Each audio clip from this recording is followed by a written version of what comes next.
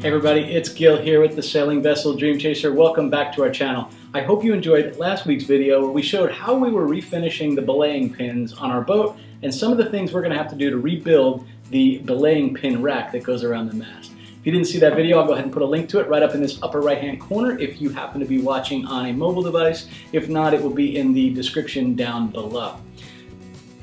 This week's project is going to be kind of fun. I got to show you these. These things I think are absolutely gorgeous. Take a look at these lights. I mentioned a couple of weeks ago that I found an old whale gusher hand bilge pump at a swap meet. I found these at a swap meet too. I couldn't believe it. These are beautiful. These are actually electric lights that initially were up on the ceiling of an external walkway on a ship, right? So if you think about it, this is what you might see on the metal planks above you when walking below a deck. If you've ever been on a cruise ship, you might see something like this, or a cargo ship. There is a really cool place in Galveston, Texas. It's called Pieces of Ship. And what they do is they buy parts off of salvage ships, a lot of time from Indonesia or Taiwan. I don't know if that's where this initially came from, a place like that, but this is the kind of thing they would have.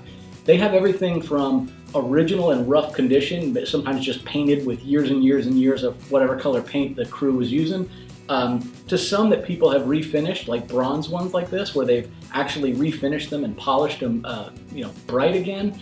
And then you'll have other ones that are patinaed. I happen to like the patina look. I think it goes with a classic saltwater world cruising vessel.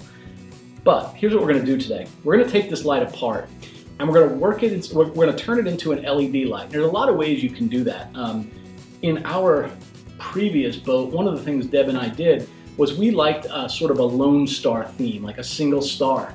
And if you go to a home supply store in the South, like in Texas, the Lone Star state, you can find all kinds of home decor that way. And we really liked it. We bought several wall sconces and lights that had this artwork on it that was like metal work that had the Lone Star on it. And these were 110 volt AC lights that you would use in your home in America. We just took them apart and I ordered online a different bulb holder, right, the bulb fixture piece itself, and just rewired the things to be 12 volt DC. And then we put LED bulbs in them. The nice thing is you get to determine what kind of bulb you want. So for example, in our salon, we put very bright corncob LEDs in them so that one of those would light up the entire salon. Think of it like what you'd see in your living room. But in our back stateroom, in the owner's stateroom and bedroom, we had another wall sconce back there that had frosted glass, and we wired that also 12 volt DC, but we went ahead and just did it with a low wattage set of lights because we just wanted it to be enough light to see back there, but not really bright. So we're going to do something similar to this. I have an interesting way I'm thinking about doing this. Instead of doing these lights like I have in the past with getting a corncob bulb, because I have a glass face on this, you would be able to see all the individual LEDs in that corncob light. If you're not familiar with a corncob light, I will put a little inset image of one up here just so you can see it, and you'll instantly know why they call it a corncob light. So I think what I'm going to do is I might see if there's any way I can put in a strip set of LEDs around this outer band of it that aim inward and create a reflective cone that makes that light portray outward. I really have never done this before, and it's going to sort of depend on what the inside of this looks like as to how well that'll work. But like any kind of project, it's always twists and turns. Let's see how it goes as we go through it. So the first thing I'm going to do, is I'm going to open this up. I'm going to undo each of these thumb screws. And the good news is they're all able to come off, it seems like fairly easily. And what I want to do is remove this top frame and the glass from inside of it because I need to make sure that whatever I put in here doesn't interfere with that glass going on or off. For two reasons. One, if the bulbs, the light bulbs ever go out, and two, just don't want to risk it not being weatherproof. All right, so we've got that off of here. Ooh, nice good gasket on this thing. You can see just how that stays so nice and waterproof. Now I can already see this is going to be interesting because the frame, the glass sits right in this lip here. I am either going to have to put my LEDs right along this edge, which would angle them outward, which might mean I don't need the cone. We'll try that and see how it looks. I want to make sure that when you look at it, it looks it looks appealing. I don't want it to look like you see a band of LEDs. I think that might look tacky, I'm just not sure, so we'll take a look and see. And yeah, you can see somebody's definitely converted this thing before. This is a 110 AC light, just has a low wattage bulb in it, and these are nothing more than lamp parts. I can already tell the way somebody did this. So who knows, somebody might have actually just had this in their house. Maybe this wasn't even on a boat. We're gonna make it nautical for sure. All right, let's get tearing this apart. I'm gonna get the bulb out, I'm gonna remove the wires, and I'm also gonna remove the little tube the wires are going down, just to give myself some good room to work in here.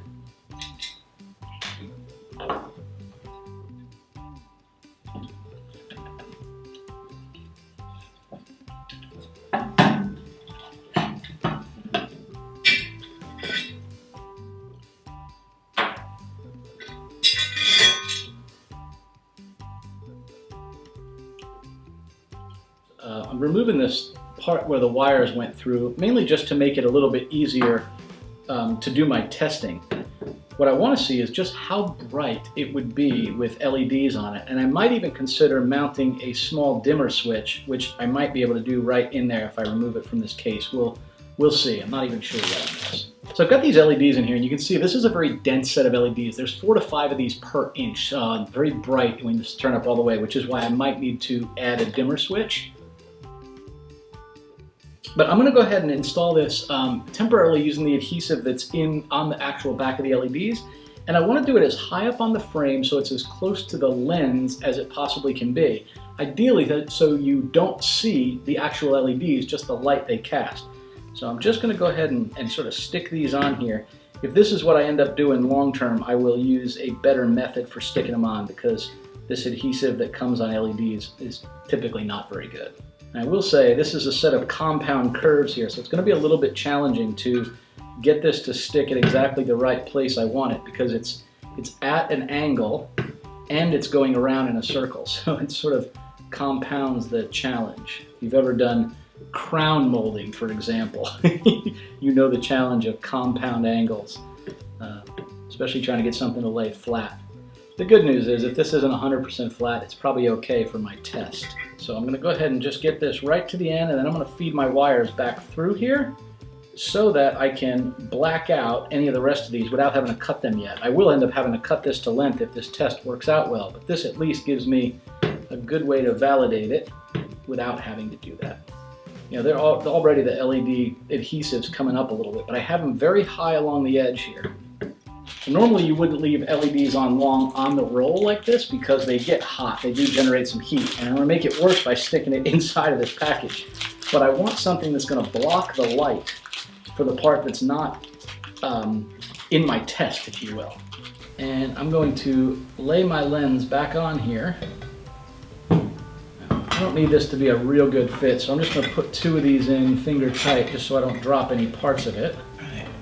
Got a little 12-volt supply here. Let's get this wired in. There's off and there's on. If I look very closely at it, I can see the LEDs. If I look at a certain angle, I can see the strip of them. But I gotta tell you, it's not really intrusive, so this might work out really well. Okay, for testing purposes, I went ahead and wired in this small dimmer switch just because it gave me some control over it.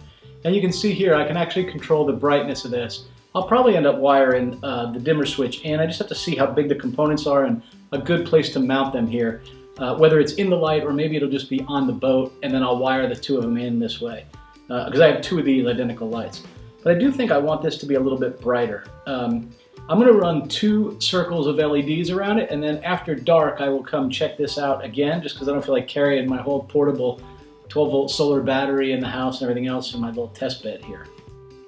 So I'm just putting a little bit of tape on the end of this so I don't short anything out. But I think what I'm going to do is I'm going to run a second row of LEDs around inside of this particular fixture, and then I'll wait until dark tonight so I can sort of test what this looks like in the dark. I just don't feel like picking up the battery and carrying it all in the house so I can test it, you know, in a bedroom with the blinds closed or something. This room just has too much ambient light in it with the windows and whatnot. So yeah, let's get 2 rows on this. We'll see how it looks. I think I probably will end up using a dimmer switch when we do install these in the boat. I like the idea of it being able to dim them. The downside is it doesn't give me a control, an on-off switch at each light, so I'll just use the dimmer for that.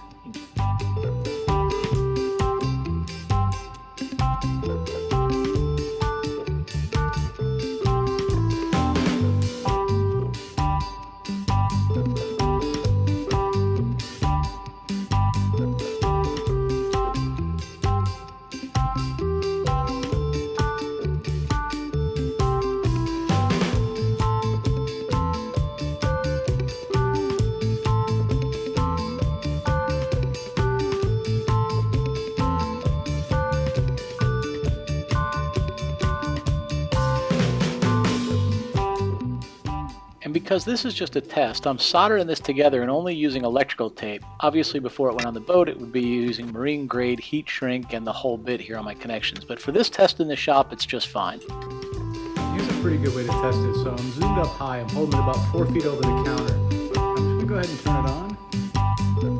If you look at the side of the cup you can see how bright it's getting there. Even with the adjustment of the iris. I'm dimming it down about 50%. 25%, 10%, 5%.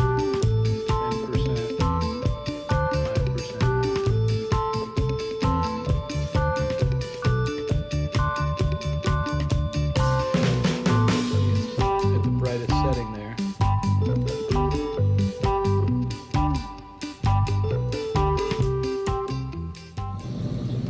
So I know you can't see this with all the studio lights on very good, but I gotta tell you, I'm really impressed with this. I'm glad I did the test. Obviously, if I was doing this in the boat, I would have done marine grade heat shrink and soldered this a little differently. But this is a test. I have a whole roll of the LED lights, and I'm okay wasting a couple of feet for this particular test. You know, you can buy these LED lights online, rolls of them on Amazon for 15 bucks or under. As a matter of fact, I'll put a couple of links down in the description below that show a place where you can get them. And the nice thing is, almost all of them, even the ones people buy for their homes, they're actually running on 12 volt DC, and they come with the little puck thing you plug into your 110 volt AC that converts it down to 12 volt DC. I've wired these into our boat directly, and I've done that now for 8 years very successfully. I remember talking at a boat show to a guy from Mr. LED, I think it was. He was one of the reps from that, and they were selling their LEDs, and they sell, conversion style bulbs. So you have an old traditional conventional bulb. They sold a LED format that would fit into the same shape, especially on boats. So many of the navigation lights were festoon bulbs, which is an odd sort of shape. Anyway, they made replacements, and they were 25, 30, 35 bucks. Back in the day, 40 and 50 for some of them. And I asked him what the difference is between that and what I order from Alibaba or Wish or Geek in China. And he said, honestly, not much. There's just not that much difference. And I figure, if those cost 35 bucks and I buy mine for under $2, if they burn out 2 or 3 times faster, frankly, I'm okay with it for everywhere except on the top of the mast, because light bulbs are not very difficult to change in the boat. So I'm excited about this. I think this is going to be a cool little setup. I'm really pleased with the fact that when it's on, you can't see the LEDs in there, and it puts a nice glow of light out. You can kind of see if you can see it on my hand very well. Yeah, you can see my hand kind of lighting up and dimming down there. It really does light up nicely. I will probably, before I put these on the boat, I will buy a warmer white color. This is high. This is probably like 55 or 5600 Kelvin. It's a very cool white light as opposed to a warmer white light. 35, 3600 would be a nice, more of a yellow glow. And I think of a traditional sailboat like ours, and I think of the light that's cast when you have a nice a nice Weems and Plath oil lamp. Well, I'd like for that same type of light to be cast from these. So anyway, I hope you guys enjoyed this video, and I hope you found it useful. Really, you can convert any light or any fixture to a 12 volt DC light for your boat really easily, and you have an opportunity to get ones that are going to really fit your style and the look and feel of the boat. So I hope you've enjoyed this video. If we've earned it, and only if we've earned it, by all means, please consider subscribing to the channel. If you have any feedback, love to hear it down in the comments below. And hopefully as soon as this video posts, I'd love to hear from you on what kind of conversions you're thinking about doing on the boat. I'll be in there in the comments checking it out and responding to people. I really do enjoy this kind of stuff, and the community we build, I think, between other boaters and other people that do things like this themselves is kind of a neat little aspect of putting these videos up. All right, everybody, thanks a bunch. Have a great day, and I wish you safe sailing. Until next week, bye now.